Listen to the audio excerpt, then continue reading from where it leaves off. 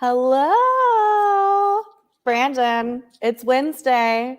My favorite day of the week. So good to see you again, Chloe. Good to see you. Oh my goodness. So much has happened in the last week. I'm so excited. Before we get started though, welcome y'all to 8 Bits, our weekly show where we interview really cool, interesting people in tech with the same 7 questions and an 8th bonus question every week.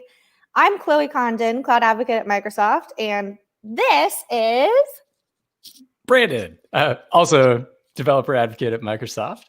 And Chloe, I am very excited today because I feel like we have breaking news for the show, and that is the Surface Duo was just announced. It's got a release date. It's coming.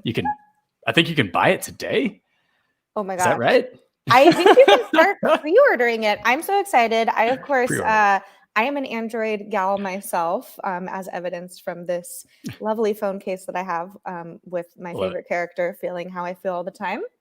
I'm so excited to just walk around and open it like a book and be like Belle from Beauty and the Beast and be like, oh, isn't this amazing? What are you most excited about with this phone?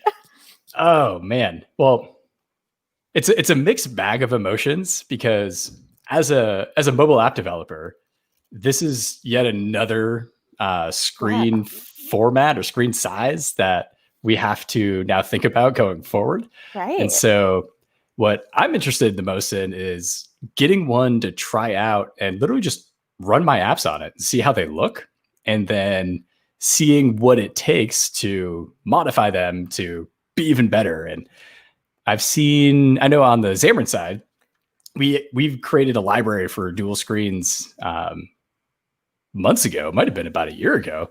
Who knows? Time's not real anymore. Right. You tell by this long flowing hair how long we've been in quarantine. What is time?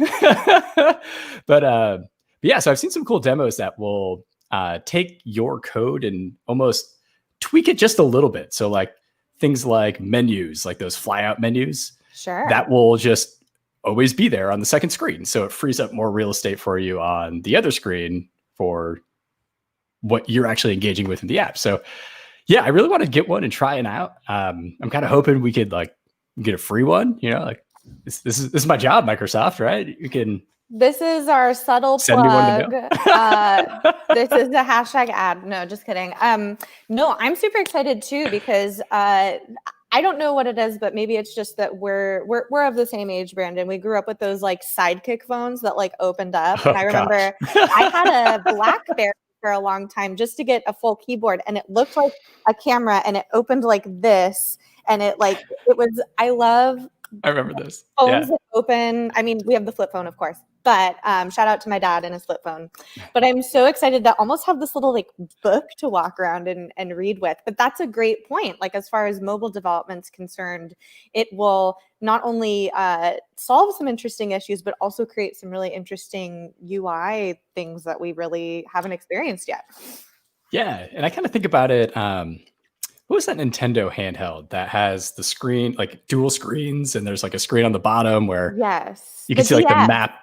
Yeah. So like you could be playing in like maybe you're walking through a castle, but the map of the castle is on the bottom screen. So you always have that extra information. And that's kind of how I see this going. Like maybe one will be a main screen, one will be more of an informational screen.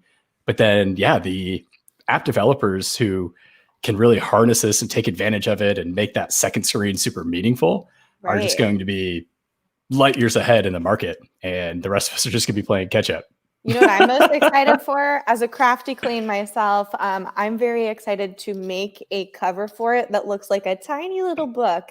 Maybe I'll make like the Beetlejuice like handbook for the recently deceased or something. So it just looks like I'm walking around with my little book all the time. Yeah, so excited for that. Any new technology, I'm just like, please give it to us. So put your orders in today, y'all. I will be doing that as soon as I get off this live stream. Any other fun things you want to share before we bring on our awesome guest today, Brandon? Well, that was my big one. How about you? Anything? Oh, wow. I'm so excited. So I have been working with these incredibly smart kids. And I say kids because they are high schoolers that make me young adults who have been working on these really fantastic Azure projects. They did this really fun boot camp that's called Bit Project, and it's a little program called Bit Camp. And we will be dropping a URL here, but you can check it out at tinyurl.com/bitazure. And basically, they have been making these Azure Functions-based projects. Some of them are using the Microsoft Base API. There's some projects that use the Spotify API and Azure Functions to take a photo of you and then tell you what playlist you should play based on what mood your image is. Or we have one student from scratch, and if you've ever worked with hardware before and IoT devices before, you know how difficult this is, made a heart rate monitor that will text you an alert when your heart rate goes over a certain amount. Just really cool, awesome, innovative projects. And this Thursday, the link below is for the live stream link. They're going to be presenting their final projects.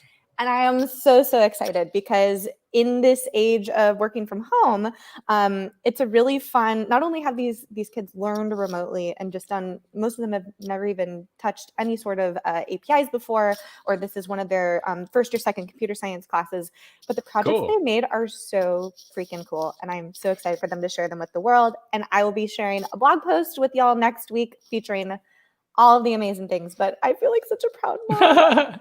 Well, it's a testament too, like, maybe inspiration's a better word, because if somebody who has never done this before was able to do it and do it successfully, then it's kind of like, what's my excuse? Right? I mean, I am truly blown out of the water by these projects. And what's been really incredible is not only them sharing like what they built, but also sharing their process. So not only have they had to put together these projects and build these projects, they made documentation, super important skill to have. They're learning how to present. So I've been working with them on their public speaking skills. But just to hear a high school student building their first project share with the group, like, I wanted to throw my computer across the room, and this tutorial took me 3 days to go through just to figure out. I'm like, we have all been there. Congratulations, here's your engineering badge. Like, you're one of us now. So it's been really wonderful to just watch them learn. Some of them didn't even know what an API was. They had to like Google what it was before it started. So I'm very proud, and I will be hosting. It's almost like, it feels like a graduation almost, hosting their celebratory project presentations on Thursday. So keep an eye out for that. Tune in. It'll be a fun time. There may or may not be some costumes, props. Last time there was a tinfoil hat. So who knows what'll happen live. But we have an extra special guest today on 8-Bits. Brandon, are you ready? Should we dive right in? Alrighty, so our guest today is the super amazing, talented, hilarious, we will share her Instagram and everywhere, Kendall Roden! Yay! Oh, thank you. Welcome, Kendall. Thank you so much. For the lovely folks at home, of course, we know who you are, but tell the lovely humans at home who you are, what you do with us here at Microsoft. Yeah, sounds good. Also, just want to add in something. So when I first joined Microsoft, I came through the college hire program, and we did something very similar to that project. But we actually used Xamarin, Brandon, which is the last time I used Xamarin, I'm going to be honest. And it was like a notification system that would connect to your Microsoft band. So that's the first time I feel like I'm definitely aging myself, at least. I was gonna say, that dates you just a little bit. Yeah. So hi, everyone. My name is Kendall Roden. This is the first time I've done one of these live shows, so bear with me. I'm probably a little nervous. But yeah, so I started at Microsoft 4 years ago, graduated from the University of Alabama, Roll Tide, got to get that in there. And essentially started out as a consultant in the apps domain. So really working with customers directly to just write code. So lots of C# API development on my end. And then I switched into a group called Premier Support. And so I did a lot of education around cloud native topics, things like Kubernetes and containers. and app modernization on Azure. And then for the past year, I've been a cloud native technical specialist on the global black belt team. So it's a super neat role, definitely learning a lot. It's a big transition from where I started, but working a lot with customers to do application design sessions, trying to help them configure applications to take advantage of all that Azure has to offer. Don't ask me what cloud native is, because I promise you'll get an answer that you may or may not agree with. I think it's the most overloaded thing right now in tech, one of the biggest buzzwords. But no, I really love working with customers a lot around Kubernetes. So I've learned a lot from a technical perspective since I joined Microsoft. Okay, so two important questions for you. Okay. First of all, I tweeted this last week, but I would love to know your answer. Okay. Do you know how much sugar or carbs are in a Kubernetes cluster? Because it sounds like really yummy, but I'm watching my carb intake. So that's question number one. Oh man. And question number two is, what does it mean to be a black belt at Microsoft, for those who don't know? Yeah, so two great questions. I will say that for most people, I would say maybe steer away from Kubernetes if you're not wanting to, take on a lot of overhead and a lot of time and effort, because it is quite a beast. I definitely think it's a fun conversation to have with customers really about getting into Kubernetes, just because there's a lot to consider. It's a deep, dark hole of information. It's a twisty black hole of so many things. But no. In terms of being a global black belt, a lot of what I get when I first talk to people is, oh, are you like Six Sigma certified? Is it something that has to do with that? And the answer is no. So basically what a global black belt is at Microsoft is we're deeply technical. That's kind of our goal. And we're trying to win the technical decision on Azure. So we have various pillars that we cover, whether it be like VMware solutions on Azure, open source databases on Azure. We cover networking, but our team specifically on cloud native, we cover a lot around like how do we do day two operations on some of these technologies that may be a little bit more complex, or the field doesn't necessarily have that level of skilling or the ability to be that specific on some of these technologies just because of the breadth of Azure. And then I would also say another component is, working with the product group, trying to get feedback directly from what our largest enterprise customers are doing. Yeah. And simultaneously like field skilling. So like, how do we take some of these incubating technologies like Dapper is a big one we focused a lot of effort on, and actually find a way that we can scale some of the Dapper knowledge while it's still incubating, so that as customers have questions, we're able to field those early on. So yeah, that's what a global black belt is, at least from my perspective. I'm sure my manager would love to send over a deck of what we do, but. And fun fact, I used to be a mobile global black belt. That's where I first landed after the Xamarin acquisition. They're like, we have all these mobile experts. Where do we put them? Like, on the black belt team? And I was like, sounds cool to me. I want to. Yeah. I think actually cool title like global. I think there are a few people on my team that did come from Xamarin. I don't know if you know Roberto Cervantes, but he's on my team. Oh yeah, love Roberto. Yeah. So he's on the cloud native team, and so he came from Xamarin as well. Nice. Awesome. Yeah. Do you actually get a real black belt when you join the black belt? You don't, but you get these cool t-shirts. So Joey Schluchter, I have to shout out to him. He made this t-shirt. It says "Ride the Lightning" on the back. Still not 100% sure what that would mean. He made these. I'm very jealous of the swag.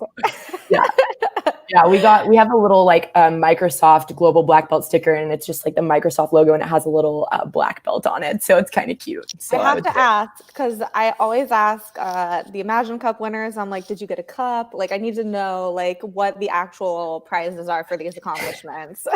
Yeah, exactly. Just a nice sticker and a good pat on the back. Very fun. Well, I am super, super stoked to jump into these questions with you, specifically for one reason that I won't, no spoilers, y'all, but it may or may not involve a spaceship looking thing. But what kind of fun things are you working on these days at Microsoft? Anything you want to kind of plug or share with the viewers at home? And also, feel free to drop your questions, y'all, in the chat, wherever it is, depending on if it's Twitch or YouTube or wherever it is, and we will answer them on the air. But yeah, Kendall, what have you been working on these days? Yeah, great question. So the interesting thing about our team is that we hop around a lot. So we're not necessarily engaged on a particular customer or a particular area within cloud native. It's kind of just whatever comes through. So I would say, for the past probably 3 months, it's been a little bit we've taken a little bit of a break because we kind of reached a good point. But like I said, one of the things that I got really excited about was the Dapper stuff, just because I think it solves a lot of the issues within the cloud native ecosystem that we're trying to solve with like service mesh. And we want mutual TLS between all of our, multiple microservices now that we're going into this distributed environment. And so I really like the promise of what Dapper can provide to developers too. Like it's really developer centric. And so we basically built out a, almost like an open hack. So if you've ever, gone through a Microsoft open hack, it's a really good opportunity to get hands-on and go through challenge-based opportunities to kind of learn a technology at different levels. And so we built out something similar for Dapper. And so it was really cool getting to do that. We got to actually kind of present what we were working on to Mark Rusinovich, which has been like a big goal of mine since I joined Microsoft, was to even get him to wave at me, Yeah. So the fact that we got to, talk to him a little bit about some of the investment we were putting in there. So definitely that. We're definitely, incubating a lot around service meshes right now. So one of the cool internal things that I've been working on in collaboration with Tommy Falgo, who's a CSA or Cloud Solution Architect, and a couple of other people from the open source side of Microsoft, we've worked on this thing called Cloud Native Hack Hours. So what we do there is basically we find, technologies, be it the various service meshes like HashiCorp Console Service on Azure, which is kind of, I think, about to be GA. And we basically help skill up Microsoft internal. So we bring people in either from HashiCorp or from Datadog, various open source providers, or even just, ecosystem partners within Kubernetes. And we kind of organize a hack for that. And so that's been a fun thing I've been doing. But other than that, just traditional architecture reviews, lots of good logic apps in there, integration scenarios, definitely event-driven functions. It spans quite a wide array. So you sound so busy. You do all the things. It's fun. Yeah. Tomorrow I have a cool opportunity to do a DevSecOps kind of, it's like a DevOps day for a customer. And so we're doing a presentation on kind of modern DevSecOps. So yeah, it's fun. I like that I'm always learning something new. And I like that it's never, one specific technology area, but it can be hard to keep up sometimes. Not gonna lie. Lots of balls in the air, it seems. Yeah, exactly. Very fun. Well, and also before we get started, I feel like we met originally because you had a podcast and we chatted on there. We met through the interwebs, and your Instagram is so funny, y'all. Oh. Following Kendall on social media. Follow this very funny lady. But yeah, I'm trying to remember. We met in person to record your podcast. Oh my gosh, that's almost 2 years ago, it seems. It's kind of shocking. Yeah, it was 2 years ago because I was still in Charlotte. But obviously, like most of the people listening, had a huge girl crush on Chloe and thought she was so cool. And I think the cloud developer advocate role is just a really neat role. And so I remember pinging Cynthia Krang, one of my co-hosts, and was like, hey, we should get Chloe to come on the Azure podcast and do a special for International Women's Day. And so I think Cynthia and you actually met up in the San Francisco office. Yeah. Okay. Back in the day. Yeah. So that we had opposites. Yeah. Back when we didn't live, work, breathe, and sleep in the same place. And we'll link to that podcast episode. Are y'all still doing that podcast? Still plugging and chugging on the Azure podcast. So yeah, we actually had our Azure Podcast Co-Host Summit, which sounds really official. It was just a 1 hour meeting on Monday where we kind of just assessed the direction of the podcast. But yeah, I think we're up to, mid 500s of episode, mid 500 episode. Yeah. So lots of fun stuff. So yeah, there's no plan on slowing that train down. So if you want to check that out, it's azpodcast.com. But yeah, we'll link that as well. But I think we're up to like 10,000, I think, across all platforms. So yeah, we've got a good number of subscribers and active listeners, which is exciting to see it take off that way. Brandon, I'm like looking to the wrong way. Do you think we'll ever reach 500 episodes? That's wild. Congrats. That's a lot of Thank you. Got to give major shout out to, my five other co-hosts, specifically like Sajid DeMello, who started the podcast. And I just got to, be privy to his greatness because he pulled me in. So very grateful for the opportunity. So much fun. We will link that below. Definitely check it out. You can check out vintage early Microsoft Chloe on that show. Yes. Episode. Well, shall we get started with the 8-bits question? plural. All right. Let's dive in, y'all. So Kendall, I'm super, super excited, in particular for one of these questions, which I've done a lot of exposition. But we'll start out with our very first question, Kendall, which is, what is your earliest memory of tech? Okay, so I took notes because I was like kind of brainstorming when I got these and was thinking about it because I don't have world's best memory. So I was like, what is my earliest memory of tech? And then the floodgates opened and I had like a million. So yeah, I actually remember when I was growing up, my dad had a study and it had, just like a clunky desktop computer. And I remember I think he used to do MS-DOS. Like, I'm pretty sure I remember my dad writing some DOS commands back in the day. I had no idea what that meant. But we played the heck out of these Barbie CD-ROM games. Yes. Did you ever play that? Designer? Yes, Barbie fashion designer. It was Barbie's it wasn't like a murder mystery, but it was like a carnival mystery thing. Okay. And there would be like a shady man, like in all black, and you'd have to go find him like hiding around the carnival. And then there was also Barbie Dream House, which was like probably one of my favorite games. So we had like a bunch of games we would play on there. And then I also remember I had this Quantum Leap pad, and it's like this clunky, it looks kind of like a book. So Surface Duo vibes, obviously. And you would open it up and then you would put these fillers in. So they had like 2nd to 5th grade. They had like 5th grade to 6th grade. And it would be different topics like muscles, bones of the body. It would be like geographic regions. So I remember I would click on a particular place and it wouldn't have a name and it would be like Belarus. I remember it used to be like so that's how I like learned basically all of the European countries, was playing on that Quantum Leap pad. Oh my gosh. Yeah. I love that. Those are probably my earliest too. I love, obviously, Nintendo 64 was always really fun playing, video games. I went through the whole, y'all talked about the Nintendo DS, had one of those, had a PSP.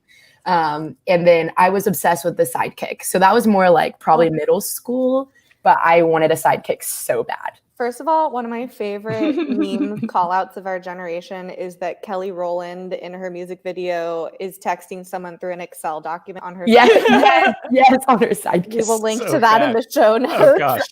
Love technology so much. Brandon, if you're not familiar, Barbie fashion designer was innovation in technology because you designed your own Barbie clothes in the game, and then you could print them on this paper that was sticky on one side, and you cut it a certain way. You could actually affix these outfits onto a Barbie. Like, it was basically 3D printing before 3D printing. I was just about to say that. That's truly impressive. Yeah, and it would break your printer all the time, and your parents would get really upset because like the sticky stuff would get in the printer, but it was 100% worth it. And you got to color. If you didn't have a color printer, ask me how I know. They gave you pens to color in the clothes. That's so cool, though.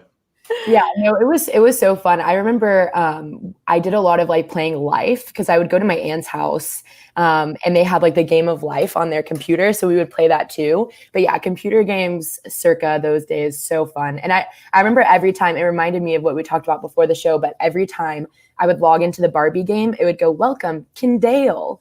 Like, it didn't know how to say my name. And so for a while, that's what my sister and my family called me. They were like, Kendall.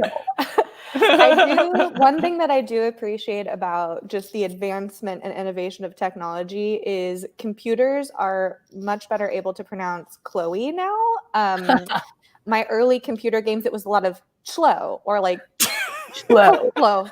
I had a lot of early childhood education theater games where you would write out a script and then what would now be the Cortana or Siri voice would go like, hello, welcome to the play. And having been to Universal Studios recently and hearing E.T. go, thank you, Joe. Like, we've come so far. We've come so far with NLP and pronunciation. I'm surprised with Kendall, though. Yeah, I know. I don't even know why. It's not like there wasn't even like DALE, but it wasn't there yet. So we always bring that up. Kendall. And I remember like the days of like mini clip. Was that do you remember that? There was like it was like a mini. Could you plug? I can't remember if it was associated with a toothbrush or something. But yeah, it was like little keychains that had like a little like a mini boom box and like a tiny mini clip, and it would play like a 15-second clip from Britney Spears, like "Oops, I Did It Again," or like the Tamagotchi, all of that stuff. So you had to pay like $5 for that 15-second music clip. Or hit clips. Hit clips. Yes. Yeah. A girl in my tap dance class had the Mariah Carey's "All I Want for Christmas." That's what it was called, Hit Clip. Mini Clip was the website I used to go to play like Crypt Radio or something. Also good. Yeah. Oh man. Wow. Remember when we used to play music on tiny little boom boxes the size of our fist? I kind of miss those days. That was fun. I kind of miss the days of like the CD player where you'd walk around the neighborhood with like your blue CD player. Like, I'm just going to go get a nice walk. You got to make sure it has the skip protection though. Oh yeah. It's going to be jumping around. 60-second EPS. That's how you know. Students watching this are like, I know, getting old. Well, I think that'll be a fun IoT project that you and I can make, Kendall. We can make a mini clip. Yes, right now we have to. Next question. All right, y'all. This is the one I've been leading up to. What is the last piece of tech or hardware that you bought, Kendall? Okay, so I'm not like 100% proud of this. So I'm kind of proud and also kind of simultaneously not simultaneously. I'm proud. Okay. Well, then I'm glad I have your support. So I have a cat and his name is Coda. He's walking around somewhere. And I've always had an automatic litter box pretty much since I got him, just because I travel for work all the time. And I just like generally don't want to have to deal with that on a daily basis. So it's really nice. But there's just I think that there's a big gap in the market for like great cat toys. Like I have like a decent cat tree. You can actually see, I don't know which side I'm on. I have a decent cat tree, but there's not a lot of good tech for automatic litter boxes. So I had one for 3 years. It was sufficient. But then I was like, okay, I need to get another one. I need to replace it because this one's getting old. And there was like really no good reviews for any of them. And I kept getting these Instagram ads for the litter robot. And I was like, ooh, what is the litter robot? So I click on it and it is literally a space capsule. I mean, I saw this on your Instagram story and I was like, I don't even have a cat and I need this. It's like, it's scary. I mean, it literally looks, it's giant. So it came in this box that was like at least 6 feet tall, probably. Maybe that's, okay, 5 to 6 feet tall. It had to have been.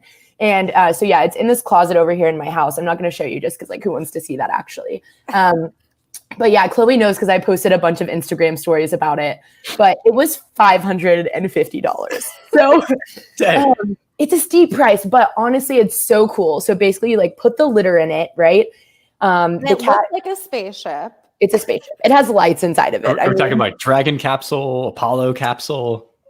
Like a pod. A pod. It looks like one of those relaxation pods that's like a big circle. Like a float deprivation tank for your cat. Oh. That's it. And so yeah, Coda was scared to use it at first, which I was like, if I paid $550 for something he's not going to use, what am I even going to do with myself?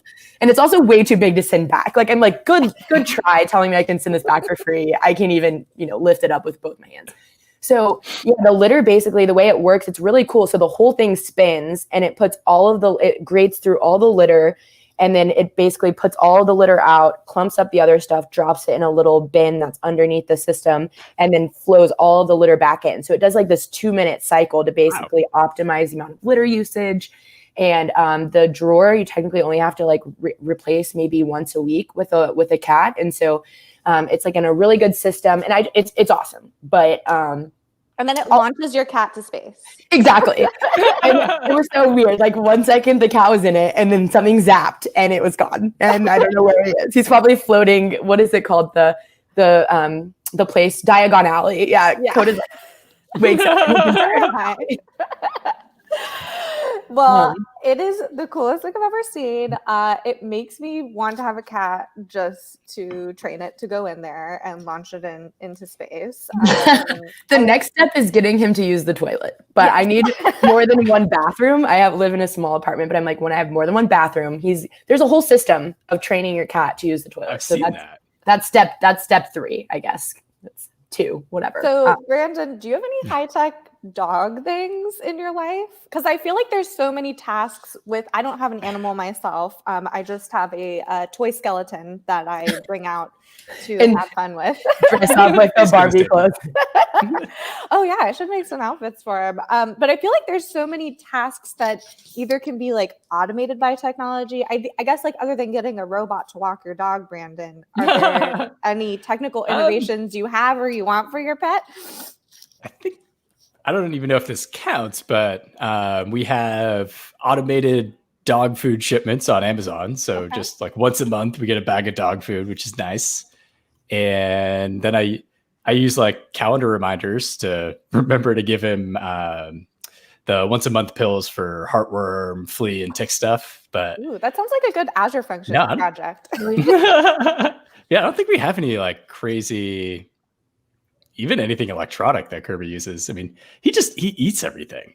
Like if we get him a plush toy, that thing's just shredded. The stuffing's everywhere within hours. So yeah, I don't know what he'd do if we spent hundreds of dollars on a high-tech piece of equipment. Well, now I'm sure you're going to get a bunch of targeted ads. I've seen, I do not have a pet, but I've seen a wearable, like something they put on the leash that takes pictures. I guess it's a little different now because we're all working from home, but it would like every hour or so, like take a picture so you could like see what your pet was seeing at home. It's like a smart wearable device for your dog. Although I feel like having had a dog before, my dog would eat it. Then I'd see the inside of its stomach through the power of the phone. Yeah, exactly. I actually have like a cool piece of tech to add there. So I don't know if I'm a lazy owner and so I've automated everything, or if I'm just like really just dedicated. But I have like automatic pet feeder, automatic. I have like a water fountain that like regenerates the water. But then I also have a pet cube. I don't know if you've ever heard of those, but it does something similar. I mean, it's a webcam for your animal. And so it like detects if there's like meows or if there's barks or if there's movement. And it's really cool because you can actually go on there and communicate through it. So whenever I'm traveling, I can go on, see what Coda's doing and talk to him. And also it has a laser pointer, so I can actually calibrate it. And so I can play with him virtually. So like I'm in. You're going to automate yourself out of the picture. I know. I am irrelevant at this point. I was just picturing the laser pointer coming out of the spaceship. A la Wall-E. Yeah. And like Wall-E's chasing around the laser pointer. Exactly like that. Oh my goodness. We have some people in the chat saying, Brandon, no ball launcher. There's those automated ball launchers, but Brandon can do that himself. Got one right here. Right there.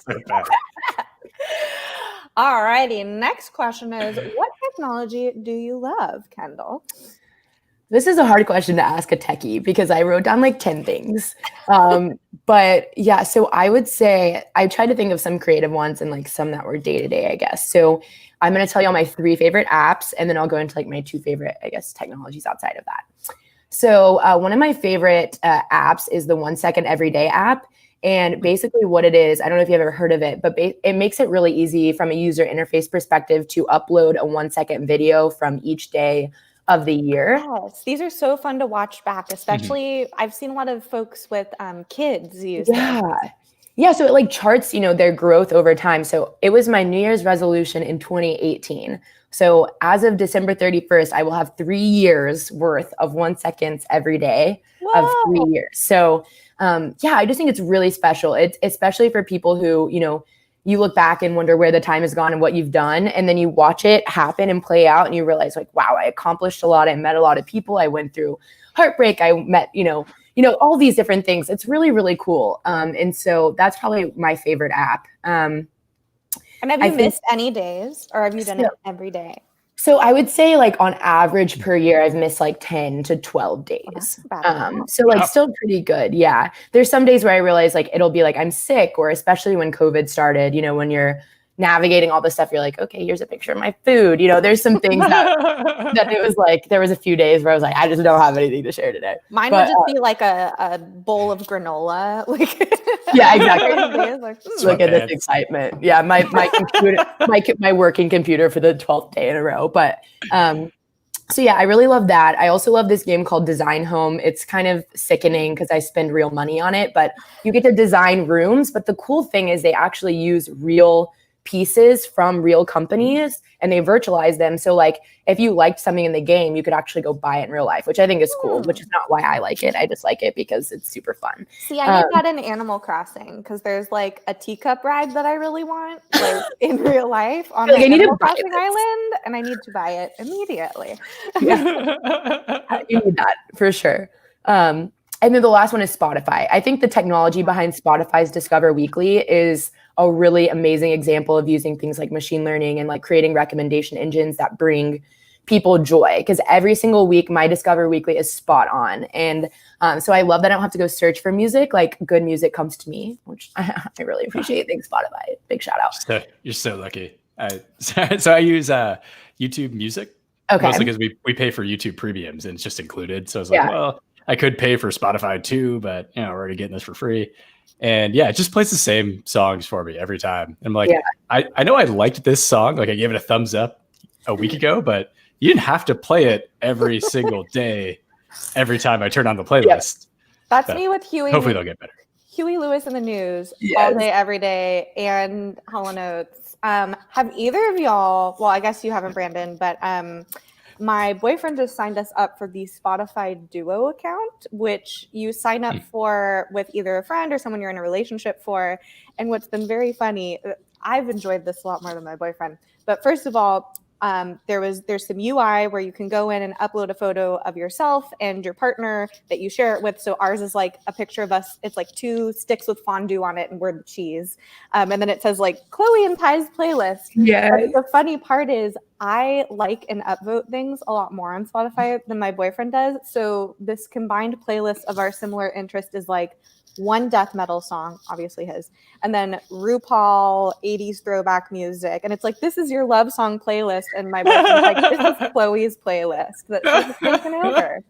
But it's been a really fun feature to play with. And then also just seeing these high school students, one of them made the take a photo and it'll recommend a playlist for you feature with the Spotify API. Awesome. And I'm so excited to get my hands on it. I love music recommendations. I love that. Yeah, that's awesome. That's going to be the next argument that couples have. It's like, this playlist just really doesn't speak to me. What is happening? How many videos did you like today? Right. I don't know if you all have run into this, but if you share an apartment with someone and you have some of these smart devices in your home, I will often say like, okay, blank, play whatever song. And sometimes it won't register whose voice it is. And then my boyfriend will get recommendations for very specific Broadway musicals that he did not want to learn about because it's all integrated together. Ty's just becoming a well-rounded person. That's all. Yeah, he loves Sondheim. He loves Stephen Sondheim. He loves musical theater. No. That is so cool that you have this, like, you were saying about this application with the 1-second video thing. What a cool memory to be able to like I think we sometimes scroll through use things like Time Hop and our Instagram feed and we kind of reminisce, but I love this idea of like a visual. I've tried to do that on a couple of vacations, but I want to copy you and do that just for my day-to-day. Yeah, I mean, it just makes it easier. And it's cool too, because if you forget to fill in for a few weeks, you can actually do like autofill. So it'll just go through your camera roll and kind of like assign videos as it thinks, whichever one it thinks fits best. And so, yeah, I highly recommend that. And every year it's so fun because my family gets so excited to watch it. So we like play it on Christmas Eve, just because it like they're all featured in it. And it's always fun that my friends, seeing my friendships that have evolved over time and seeing somebody that was in it 3 years ago and is still there now.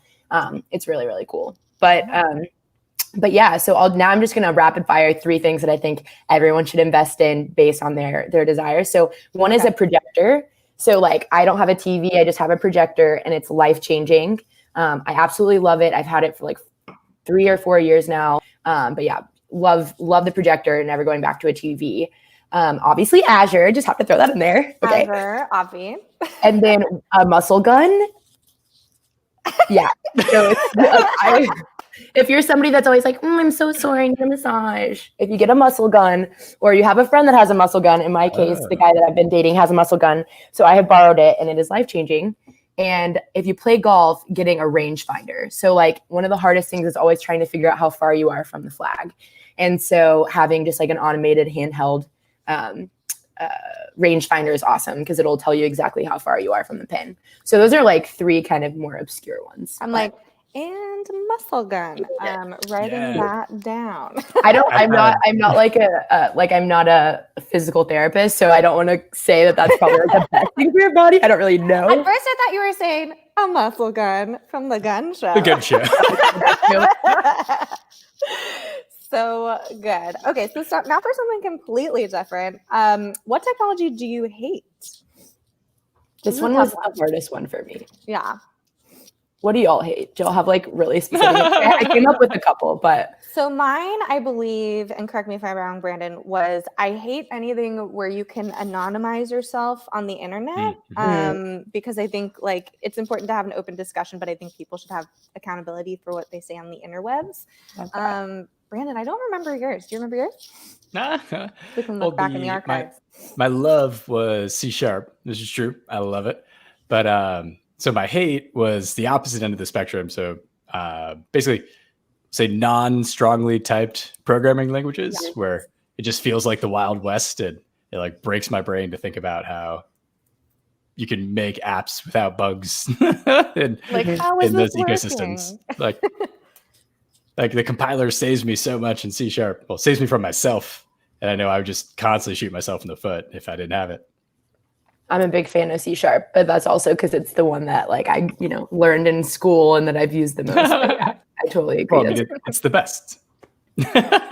So the one I put 2. So one is I really love like bots. So I like bot framework in Azure. Like I've loved how that has evolved because I did a couple of bot POCs when I first joined Microsoft, and so I'm kind of just now foraying back into that space because we're seeing some more traction just in our area. And so I'm a big fan of bots, but not bots that are not properly scoped.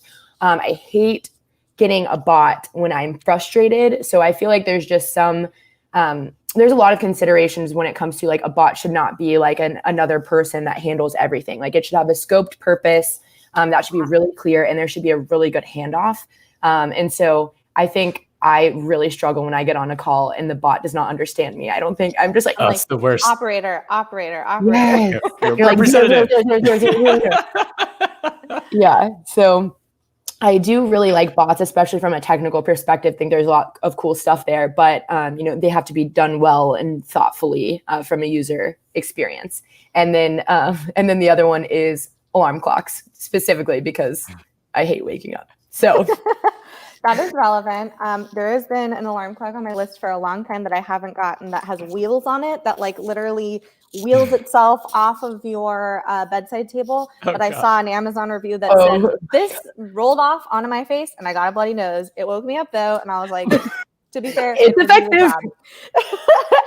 But now I have one that I stand on. It's like, it looks like a little mat, and I have to stand on it for a certain amount of seconds for it to turn off. And I'm a kind of person who works with external accountability, so I know it'll wake up my boyfriend. But I did want to share a link for bot folks. If you want to learn how to build an ethical chat bot that satisfies and crosses all those T's and dots all those I's, you can go to aka.ms/TIL about bots. So today I learned about bots. We'll share that in the show notes as well. And that is an amazing Microsoft Learn module that our coworker Dimitri made that'll walk you through all of these things to consider when making it. Because I couldn't agree more. It can be so annoying to just go in circles with a bot that's built to help you, but then is like making you more Yes. Yeah. Absolutely. Okay, next one is, what other profession would you want to attempt? Yeah, so if I, in thinking about that, I thought about a few things, but probably the number one is videography. So when I was in college, it was really cool, Chloe, you would have gotten such a kick out of this course. But there's this course at Alabama called Documenting Justice. And so you apply for the course. And basically the whole first semester, you study documentary film. You learn about kind of the creation process, the analysis process of what was somebody's motivation when they created this, How did they, did they get proper consent? Was it ethical? And it was all about, we watched things by like Errol Morris and some of the big documentary filmmakers. And so it was really cool just learning about the process of documentary filmmaking and just commentary on that. And then the second semester was like, find something that's going on in Alabama and Birmingham and Tuscaloosa that you feel like needs to be brought to light that has to do with like social injustice, and then make a film about it. So it was so cool. I don't think I've ever been that invested in anything in my whole life. So we went through the entire process of like building out the structure of the documentary, the content, figuring out who we wanted to interview, who was going to be a part of it, doing all of the post-production, like after filming. So we would do all of the editing ourselves. So it was me and this girl named Caitlin Buck, who was a friend from Alabama. And so yeah, we did it on basically redlining, like the practice of discrimination in real estate in Birmingham, just because, it was a topic that we kind of stumbled upon. And we found this old apartment complex that was like essentially dilapidated. And we were like, what is this place? And so we went into basically doing almost like a eulogy of that apartment complex because it was about to be torn down. So we talked to people that were like on city council. We talked to people who used to live in the building before it had kind of basically become, in a state of where you couldn't even live it, and it was uninhabitable. And so it's called Demolition by Neglect. It's on YouTube if you want to check it out. It's just 10 minutes long. Cool. But yeah, I just like fell in love with that. I think Premiere Pro is awesome technology. And so yeah, that'd probably be my number one. And it sounds like in that class, you got to learn like how to tell a story, how to do it ethically, like what the processes are. Mm-hmm. I do truly think that everyone should have to take some sort of like storytelling or filmmaking class if they go into computer science, because being able to explain, like having that level of understanding, I think is so important, even in, well, documentaries, but in documentation.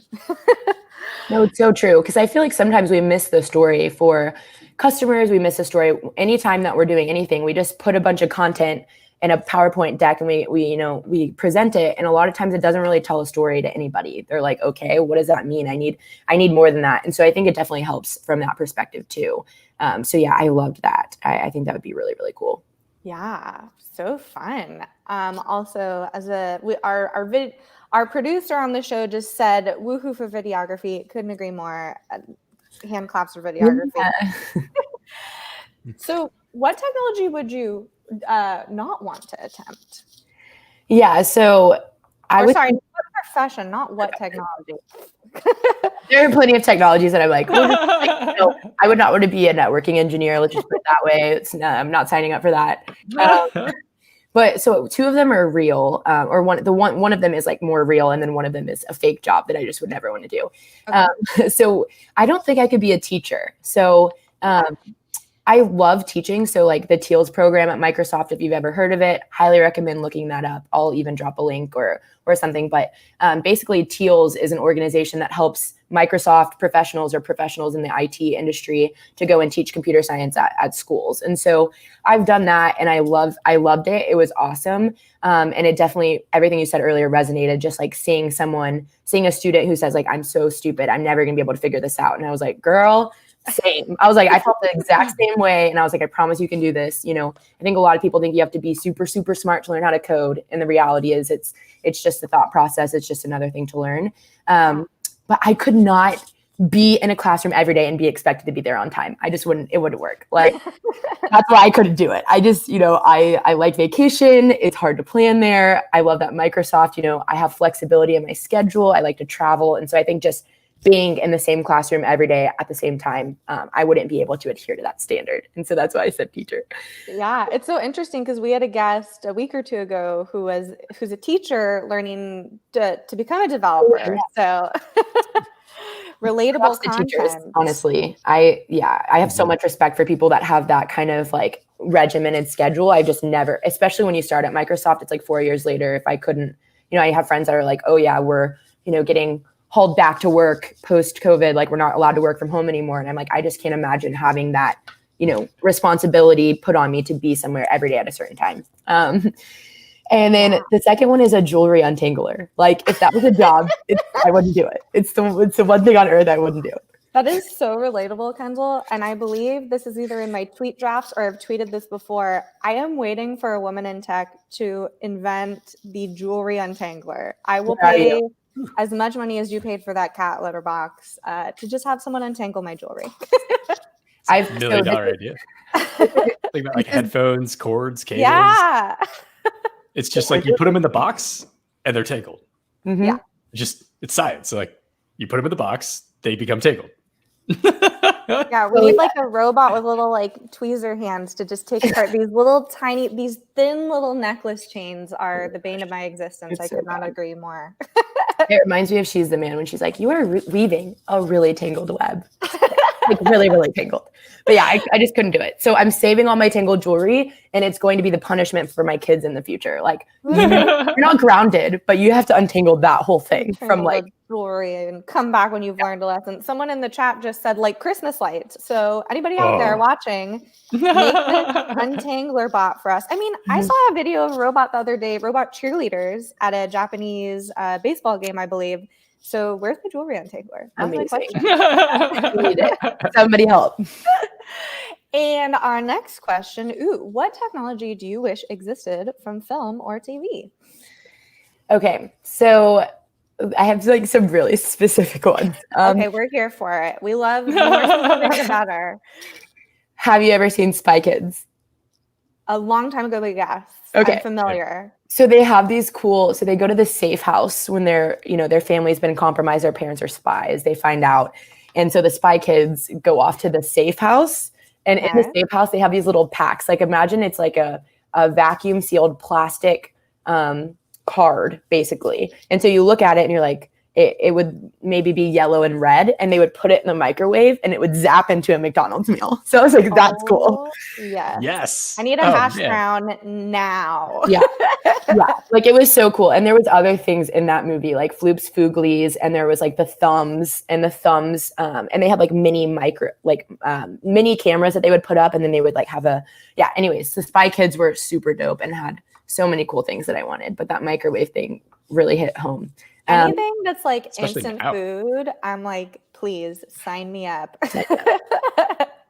Yeah, you need to watch the clip because it is really like once you see it, you'll be like, yes, I need one of those. The other one is that I had is like the closet in Clueless. I feel like every girl at some point has wanted that. The concept of being able to have all, and I feel like people have tried to do it. Like they've tried to say, hey, let's archive all of the clothes that you have, and then you can click through on your iPhone and put together outfits. But no, I needed like that one, that exact. Yeah, we need a touch screen next to the closet. Exactly. That could be an interesting inventory, like create a clothing inventory that has some sort of like Bluetooth beacons in it to know what you're wearing and what you're not. Putting that on the list of side projects. Yeah. So we need that, Chloe. Give that to us. Yeah, I'm on it. I feel like it's doable. I'll just use my Barbie fashion designer experience. Yeah, I love those answers. I actually just watched Clueless again recently. I think they just celebrated a little anniversary. Yeah, it's back up on the top of Netflix. I saw yesterday. Had to give it another watch. Love a vintage Paul Rudd. He's so good. And he looks exactly the same. He doesn't age. Vampire. Okay, so it is time for our 8th question, which is our ad hoc based bonus question. And it'll come as no surprise that this one will be cat themed. And my question for you, Kendall, is if you could have any technology made, no restrictions on power of flight or anything like that, what technology would you want for your cat? Oh, it's a good question. That is a really good question because just the way I'm processing this is the first thing I thought of is like, do I have any problems that aren't currently being solved? So, I was in consulting, so I'm like, what problems am I currently facing? I will say that yesterday I went for a walk and there was a young lady with a backpack on with a little hole in the back that her cat was peeking through to take it out into the world. Not so much technology as it is transportation. It's been in my Amazon queue for like 3 years. Like I literally have that. Yeah. So I don't know. So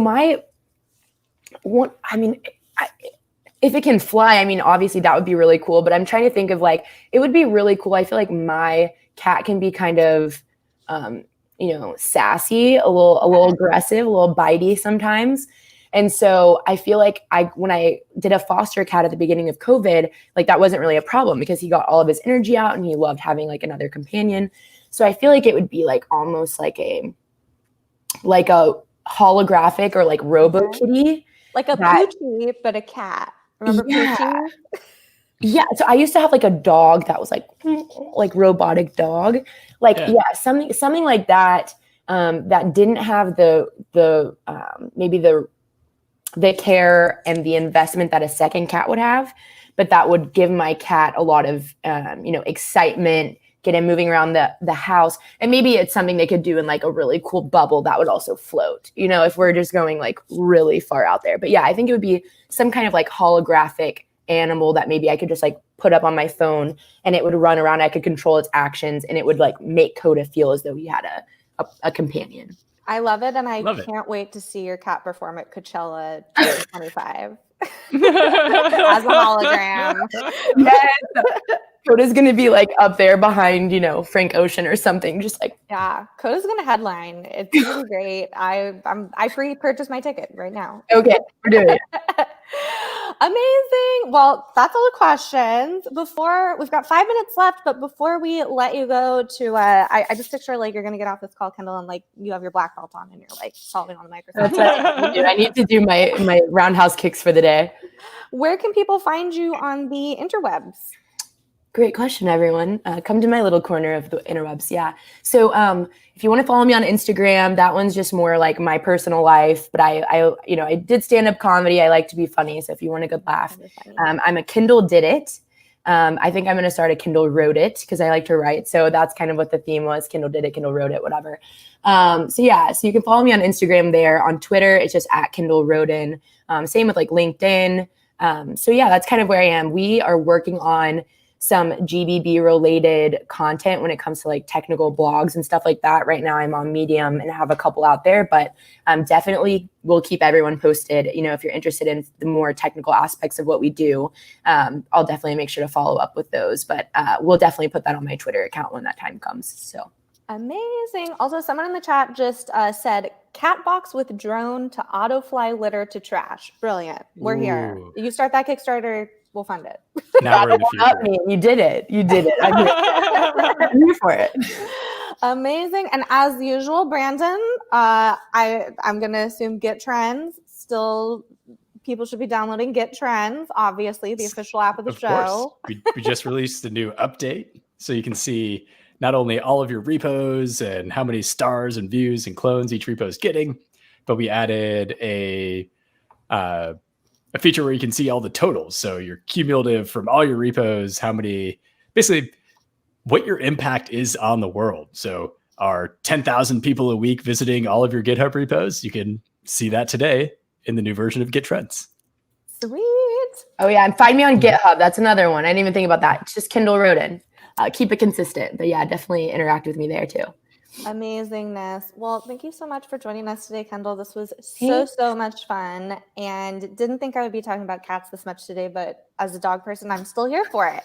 Thank you. We will see y'all on the interwebs very soon, and we will link to all the awesome beats below. And thank you so much, Kendall. We'll see y'all next time.